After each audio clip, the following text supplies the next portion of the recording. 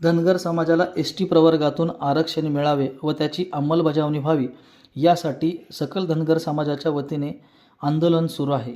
6 आंदोलक गेली 15 दिवसापासून पंढरपूरमध्ये अमरण उपोषणाला बसले आहेत। आज राज्यभरात राज्यव्यापी रास्ता रोको आंदोलन करण्यात आला।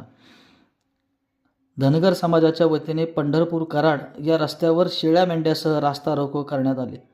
24 सप्टेंबर रोजी सकल धनगर समाजाच्या वतीने पंढरपूरमध्ये राज्यव्यापी बैठक होणार आहे आणि या बैठकीमध्ये पुढील दिशा ठरवली जाणार आहे। पहा काय म्हणतात आंदोलक। मध्ये संपूर्ण राज्यामध्येच या ठिकाणी धनगर एसटी आरक्षण अंमलबजावणीसाठी रस्ता रोको करण्यात आलेला आहे। आज या ठिकाणी पंढरपूरमध्ये हजारोच्या संख्येने शेळ्या मेंढ्या घेऊन आमचा समाज बांधव या ठिकाणी आज या रस्ता रोकोला बसलेला आहे।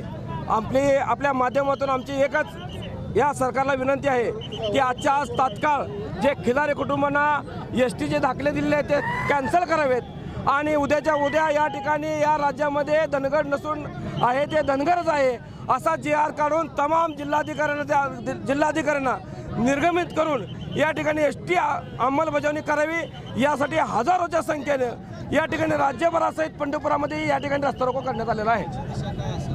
जर का या राज्य सरकारने आजच्या आज किंवा उद्यापर्यंत निर्णय नाही घेतल्यास उद्या आम्ही टिळक स्मारक मैदानावरती लाखोच्या संख्येने समाज बांधव या ठिकाणी गोळा केलेला आहे। त्या मेळाव्यामध्ये धनगर बांधवाची पुढची दिशा ठरवली जाईल। धनगर एकजुटी